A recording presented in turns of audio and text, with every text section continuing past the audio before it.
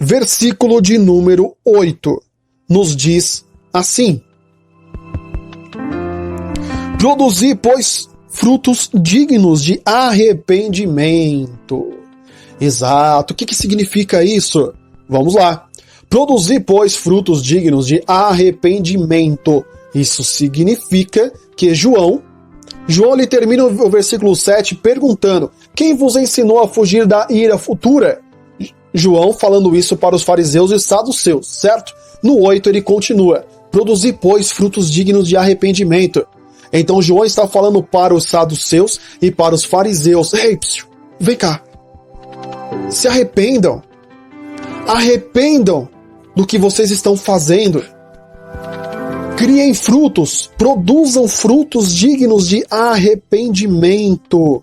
É o que João está falando. Lembra lá no começo que eu li para você, no versículo de número 2, que João fala assim: arrependei-vos.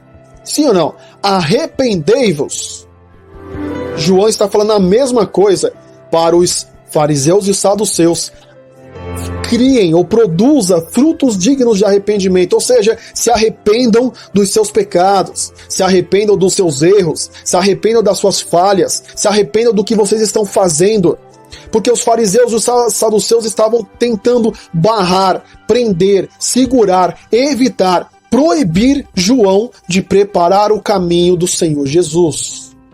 Então João estava ensinando os saduceus e os fariseus a se arrependerem do que estavam fazendo, tanto fazendo ali perante João, tentando convencer as pessoas que estavam ali que João era um falso profeta, como até mesmo se arrependerem da religião a qual eles estavam fazendo parte.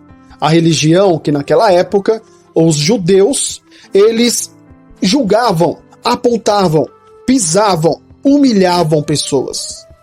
Você sabia que se você fosse um pobre naquela época de Jesus, na época de João, na época desse judaísmo, se você era pobre e não tivesse dinheiro para comprar uma pomba,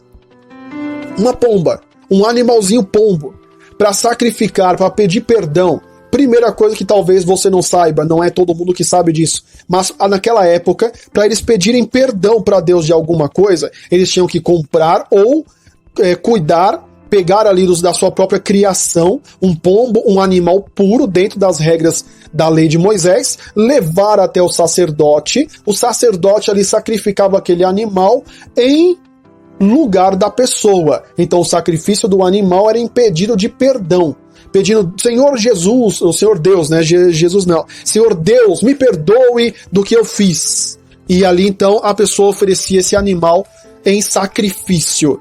E ali, diante a lei de Moisés, a pessoa era perdoada. Mas e se você não tivesse dinheiro para comprar esse animal ou pegar do seu rebanho? Você não tem rebanho e não tem dinheiro para comprar. O que significava? Como ficava?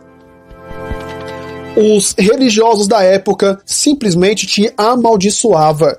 Falava que você era um amaldiçoado, que até mesmo não tinha condições de comprar um animal para sacrificar pedindo perdão a Deus dos seus pecados.